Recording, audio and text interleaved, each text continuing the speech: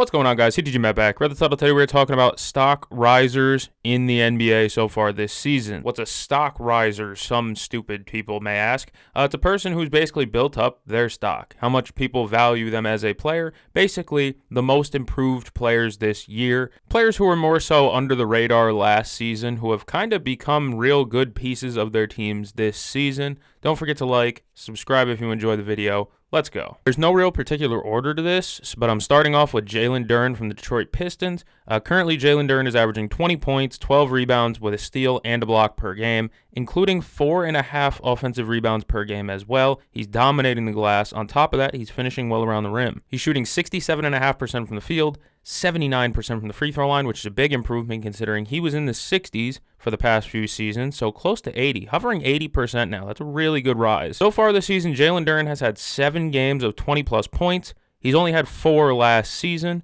so clearly the offensive game has developed a little bit. I saw him take a turnaround fadeaway. I believe it was against the Nets, maybe. I saw him take a turnaround fadeaway jumper and knock it down from the elbow. Very surprised by some of his offensive development. Currently, the offense is 7 points better per 100 possessions with Jalen Duren on the floor. He's a very solid screen setter. He gets people off Cade Cunningham's side and back very easily because he is very strong. I think people noticed that about him right away as soon as you watch Jalen Duren play, is the fact that a lot of the times he is the strongest player on the court. It also even shows on the defensive side of the ball. The defense is currently 6 points per 100 possessions better with Jalen Duren on the floor. Again, he's a very good rim protector and post defender just because of how, well, rock solid he's built. He's not the tallest guy. He's not a 7-footer. I don't even know if he's 6'10", but he plays with a lot of aggression around the rim. He plays using his muscle, using his size. This is exactly how I expected DeAndre Ayton to be, if I'm being honest, who's another muscly, broad shoulders, real freak in nature built type of guy. The bully around the rim, and currently he is second on the Pistons in points per game. Of course, they are without Jaden Ivey, and they've needed other guys to step up and become scoring threats.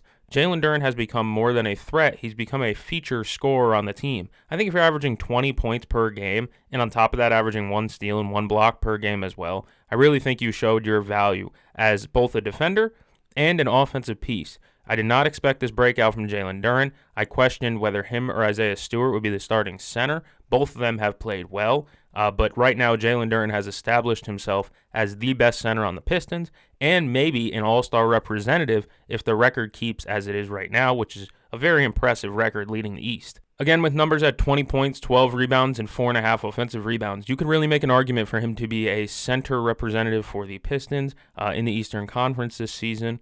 I don't know if he's going to be because it is a pretty deep center rotation, because there are some good centers in the East, but currently averaging 20 and 12 on paper, that's deserving of an all-star selection for Jalen Duren. Very excited for the future of his development, and especially if he keeps making jumpers. If that's a real piece of his development, it's completely unexpected, but very welcomed. At number 2, again, there's no order. I have Keontae George from the Utah Jazz. This is one that a lot of people may know. Currently, he's averaging 22 points, 7 assists, and 4 rebounds on some pretty putrid shooting splits, I'll say. 41 from the field, 28 from 3, but 93 from the free throw line. He's getting to the free throw line, I believe, like 7 or 8 times per game. He's learned how to, quote-unquote, foul bait. He knows how to get to the rim as well. He kind of reminds me of Colin Sexton, very much so, except without the three-point percentage. Colin Sexton's been a 40% three-point shooter. Obviously, Keontae George is not that yet. But what he is a very explosive rim finisher. He has a very smooth bag with some tough shot-making ability. If you saw his game winner against the Bulls, you'll see exactly what I'm talking about. He just rises up and over the defense. He has hops for a guy of his stature. He can pass relatively well too. Like I said, he has 7 assists per game on average, and that is 13th in the league in assists per game, despite, again, not having a ton of all-star quality teammates around him. Lauri Markkanen's playing spectacularly, of course, but everyone around him is kind of more subdued offensively. Some may see the 28% from 3 and be scared off by that. He's currently 23 of 82 from behind the arc this season. Not great, but again, why he reminds me of Colin Sexton, he's 15 of 21 at the rim. That's 71%. He also makes his mid-range as well. 48 of 106 in the mid-range this year. That's good enough for 45%. That's the 82nd percentile in mid-range shooting. The offense for the Jazz clearly needs him, with the points per 100 possessions going up 7 with Keontae George on the floor. He's a good playmaker as well as a tough shot maker. He's somebody the Jazz have to rely on, too. Of course, Lauri Markkanen's averaging like the third most points in the NBA right now, over 30 a game for Lauri, but he's much better as a catch-and-shoot option and a guy who can get open on cuts as well as post up. But Keontae George is a guy that can handle the ball and really create his own shot off the dribble, which is something the Jazz really don't have. I like Isaiah Collier, I like Bryce Sensabaugh, I love Ace Bailey, but right now Keontae George is much needed on their offense. He's a table setter as well as an explosive scorer. If you watched their game against the Bulls the other night, he had 4 at halftime, I believe, and ended up finishing with like 33. That's a really solid half. I know his efficiency might not be there, but again, they really need somebody to take volume shots when a majority of their team is just role players who can make open threes, and that's about it. The Jazz have played very fun basketball to start the year this year, and Keontae George might be the biggest reason for that. They finally have a table setter guard who can get Lauri Markkanen some open catch-and-shoot opportunities, as well as set up the big men with some easy dunks. He's working with Jusuf Nurkic right now, so it's definitely not ideal from a playmaking standpoint, but he's one of the main reasons why Utah Jazz basketball has been enjoyable to watch this season. Credit to him. Up next, I have Keyshawn George from the Washington Wizards. He's currently averaging 17 points per game with 6 rebounds and 4.5 assists on, these are crazy splits, 51 from the field, 45 from 3, and 71 from the free throw line. The 71 from the free throw line may indicate the three-point percentage is going to drop, but kind of have to see that first, and if it's 45%, if he sticks as a 40+% three-point shooter, it is one of the craziest developments this season, period, from a player. Mainly because Keyshawn George last season was considered one of the worst offensive players in basketball. Last season, he averaged about 9 points per game, but shot it at 37, 32, 75 splits. He shot 32% from 3 and 37% from the field. Again, compare that to about 51% from the field this season. He's almost doubled his points per game total as well. He averaged 8.7 last season. He's up to 17 a game this season. Of course, the assists have also gone up, about 2 per game. The turnovers have also gone up as well, but you got to remember he's a very young guard on a team with not a ton of help around him. There is some help, but it's not elite. Similarly to Duren, Keyshawn George is also averaging about 1 steal and 1 block per game as well. He was one of the worst offensive players in basketball last year, but defensively last year he was a hound and one of the better defenders, probably the best defender on their team last year along with Alex Sarr. This season he's still a very good defender as well. Currently, the defense for the Washington Wizards is 8 points better per 100 possessions with Keyshawn George on the floor, so he still has that defensive impact, as well as actually being able to be a solid offensive contributor this season. He's in the 83rd percentile in effective field goal percentage. He is shooting almost 61% effective field goal percentage. That includes 17 of 42 in the mid-range, 26 of 35 at the rim, and from 3, 30 of 68. Very impressive percentages from the young Keyshawn George, who is only 22 years old right now. If I was really making a list of most improved player candidates, I believe Keyshawn George would be right there with another guy on this list for my most improved player of the year vote this season. Keyshawn George has really impressed me from one of the worst offensive players in basketball last year to a most improved candidate averaging 17 points per game this season. Really excited for his future. Up next, I got a young guy from the Miami Heat, Jaime Jaquez, or as his nickname on Basketball Reference page says, Juan Wick. Who's ever calling him Juan Wick is clever. I actually like that a lot. With Jaime Jaquez on the floor, the Miami Heat's defense is 21 points per 100 possessions better. That's good enough for the 99th percentile in defensive plus minus. That is absolutely ridiculous how good defensively he's been. He holds up really well as a sizable wing. But here's the best part. He's currently averaging 17.5 points, 7 rebounds, 5 assists. He's shooting 53% from the field, 78% from the free throw line. I don't need to talk about his threes. He's not a volume three-point shooter. He's not really even a three-point threat. He's shooting in the 20s from 3, but he only takes about 1 to 2 per game. I think the most impressive development in Jaime Jaquez's game is his passing ability, which I did not expect to randomly develop. He's averaging double his career high in assists. 2 years ago, his rookie season, he averaged 2.6 assists per game. This season, he's averaging 5.2. Literally double in only 1 extra minute per game. He already has 6 games of 6 or more assists, which is ridiculous considering, again, Jaime Jaquez has never been valued for his passing. He's never really been considered a plus passer, but but this season he's really showing that he can make that pass, and I think it really comes down to him getting 2 feet in the paint. He has been very aggressive getting to the basket. He's been very aggressive finishing around the rim. To put it into perspective, he already has 79 rim shot attempts, so 79 dunk or layup attempts, and he's he's made 57 of them, which is good enough for the 78th percentile. He's in the upper 25th percentile of rim finishing, and he's only like a 6'6", 6'7" wing. The offense is also about 2 points per 100 possessions better. I think it's really hard to gauge his offensive value on a team like the Miami Heat because they play so fast and value their offense above everything else. This rendition of the Miami Heat is maybe the most fun rendition of the Miami Heat that I've watched in a few years. Jaime Jaquez on defense as well is in the 100th percentile as opponent effective field goal percentage, goes down about 11.5%. with Jaime on the floor. He's a very versatile defender. Again, he is 6'6", but he is 226, so he's got a little bit of weight on him. He's in the 70th percentile in deflections. He's in the 90th percentile in versatility rating. He can guard 1 through 4 pretty well as give you, again, 17 points and 5 assists per game while not turning the ball over a ton. 1.9 turnovers per game. Sub 2 turnovers per game with over 5 assists per game. Very impressive playmaking from a guy that I did not expect to be a great playmaker. Next, I have Ryan Rollins from the Milwaukee Bucks. This one's a little bit more well-documented. He's definitely been probably the most improved player this season, in my opinion. He's currently averaging 17.5 points with 5 assists and 4 rebounds per game, with 1.5 steals per game as well. He's currently shooting ridiculous splits, 51 from the field, 46 from 3, and 77 from the free throw line.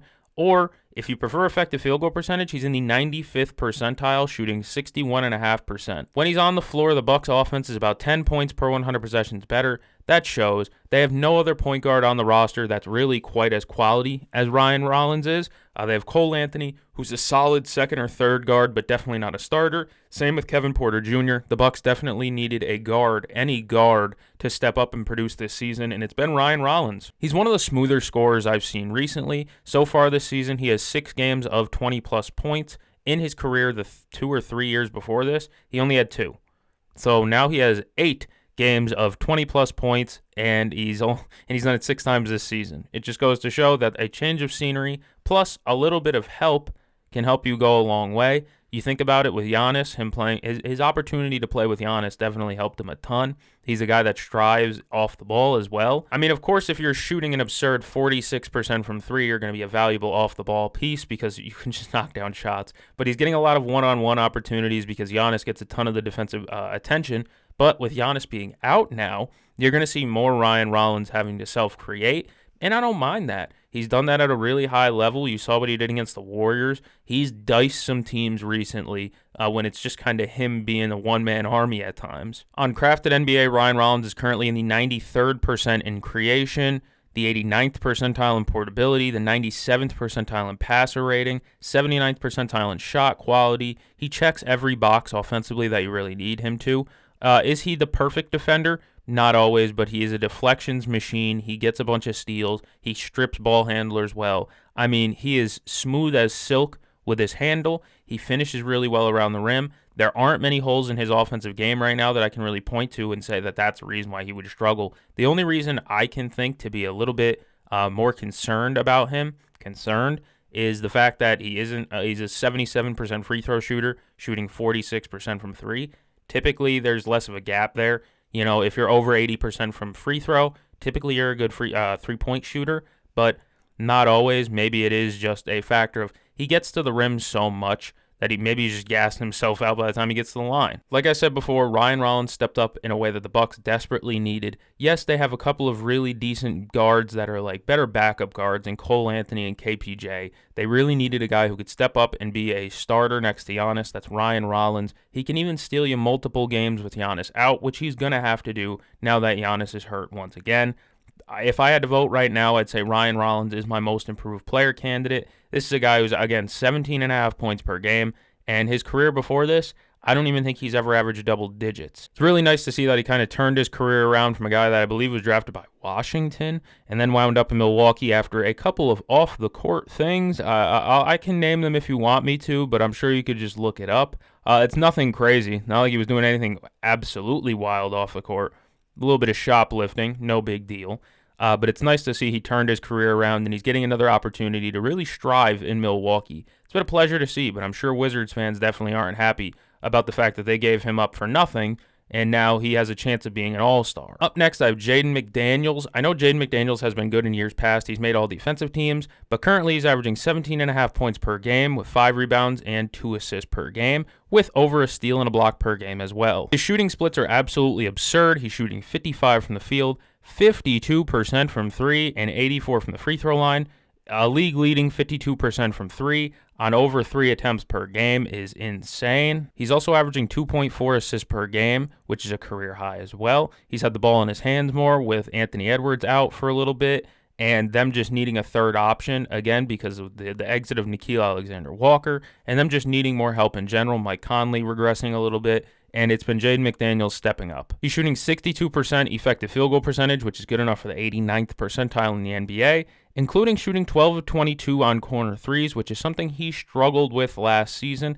I said it before the season, if he could develop a corner three-point game, you have one of the best, if not the best, 3-and-D player in the NBA. Well, he's doing a lot more than just making corner threes. Again, he's averaging almost 18 a game. All the meanwhile, he's still in the 92nd percentile in rim defense, 72nd percentile in deflections, and 84th percentile in defensive plus-minus. He's still a great defender, and now combined with the fact that he has a plus offensive game, 52% from 3, that's absolutely ridiculous for Jaden McDaniels. I wanted to sneak a different Timberwolf on this list. It was going to be Jalen Clark. Because everyone expected Terrence Shannon to take over the Nickeil Alexander-Walker role. It's been Jalen Clark. His defense has been much needed, and he hasn't been a net negative offensively either.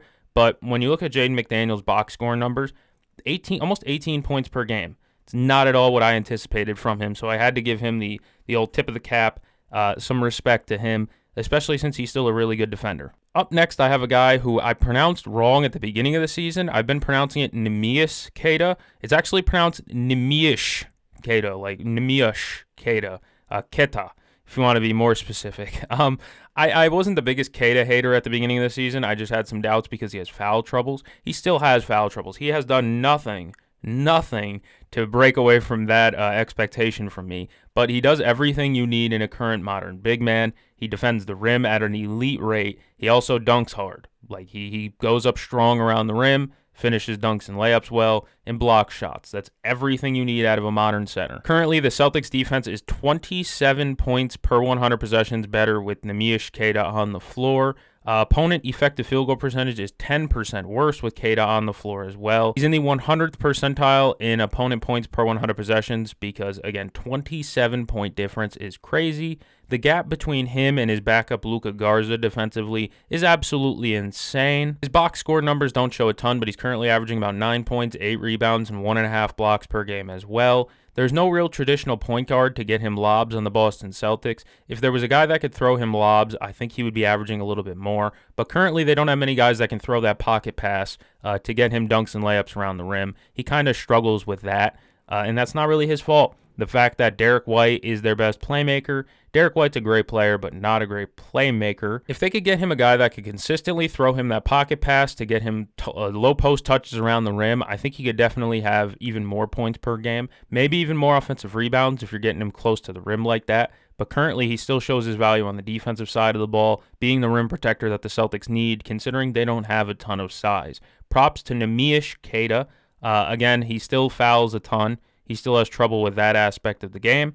But one thing that I can't doubt is the fact that he impacts the game as a rim protector. Lastly, I have Jamal Shead from the Toronto Raptors. This is a real traditional table setter point guard. Again, his numbers might not blow you off the page. I think he's averaging like 6 points and 5 assists, but it goes deeper than that. He's averaging over 5 assists per game while averaging almost less than 1 turnover per game. It's at 1.2 right now. He's also shooting 43% from 3. The more I watch him, the more I see one guy who played point guard for the Toronto Raptors for the last decade, who also knows how to take a charge, who also knows how to bait moving screen calls on defense, who also knows how to be a table setter as a playmaker as well. I'm really starting to draw comparisons to that Kyle Lowry fella. I didn't want to say the name, but I'll just say it. Jamal Shead is giving me Kyle Lowry vibes. If you think about it, the timeline kind of makes sense too. I know Kyle Lowry was not drafted by the Raptors, but of course it took him a few years to really develop into a starting caliber guard. Jamal Shead, same thing. Last year he was a really solid backup, but this year, if they moved him into the starting lineup, I wouldn't hate it. The offense is currently 9 points better per 100 possessions with him on the floor. The defense is even 5 points per 100 possessions better with Jamal Shead on the floor. Again, I wouldn't hate it if they moved him into the starting lineup because he can knock down his threes, and he's a really good passer. Like, he gives me Kyle Lowry vibes, Tyus Jones vibes a little bit, but he gives me Kyle Lowry vibes too because he's a little bit of a stockier guard, harder to move, and he baits that illegal screen call so well. Again, it's a guy where the box score numbers aren't going to blow your mind, but at the same time, if you watch the game, you see how impactful Jamal Shead is running the second unit for the Toronto Raptors. In terms of potential assists, I think I saw a stat a few days ago where he's averaging 5 assists per game, but if you look at potential assists, it's like he would be averaging 8, which would be in the top 10. I'm not saying he's a top 10 passer. I'm not saying he should be there, of woulda, coulda, shoulda assists. Potential assists are just that, potential assists. But what I will say is if his assist number goes over 5 this season, it would not shock me. And on top of that, his turnover number staying below 2, incredible assist-to-turnover ratio. Gotta love a traditional point guard. Let me know down in the comments some other guys you think their stock completely blew up this season. Soon enough, there will be another video doing the opposite end of guys that have dropped. Comment some guys that you think could go into that video. If you enjoyed, like, subscribe. Thank you for joining me. I'm going to go catch the game. See you guys in the next one.